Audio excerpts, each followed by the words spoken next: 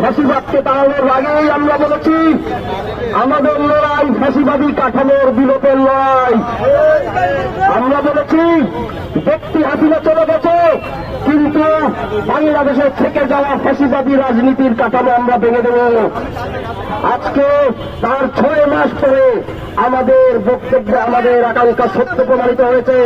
আমরা দেখেছি বাংলাদেশে ফাঁসিবাদী রাজনীতি এখনো বহাল আছে।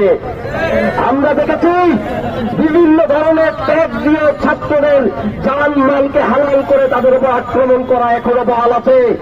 আমরা দেখেছি লাঠি স্ট্যাম্প রান্নার রাজনীতি এখনো বহাল আছে। আমরা দেখেছি হামলা করার পরে নিজেদের সংশোধন না করে বরং বিভিন্ন ভাবে কুরাজনীতি করার সংস্কৃতি এখনো বহাল আছে।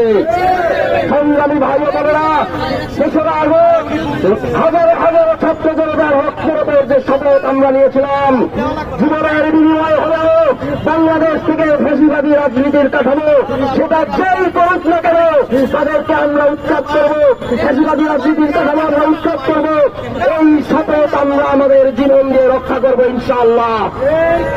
এই শপথ ছাত্র জনতাকে জুলাই আগস্টে দেওয়া শপথ, এই শপথ বাংলাদেশের 2000-এর অধিক শহীদের শপথ, তাদের রক্তকে সাক্ষী রেখে আমরা জানাচ্ছি যে কেউ ছাত্রদের হোক, যে কেউ হোক, যারাই বাংলাদেশে স্ট্যাম্পের রাজনীতি করবে, রান্নার রাজনীতি করবে, লাঠির রাজনীতি করবে, তাদেরকে বাংলাদেশ থেকে আমরা তাড়িয়ে দিয়ে ছাড়বো ইনশাআল্লাহ।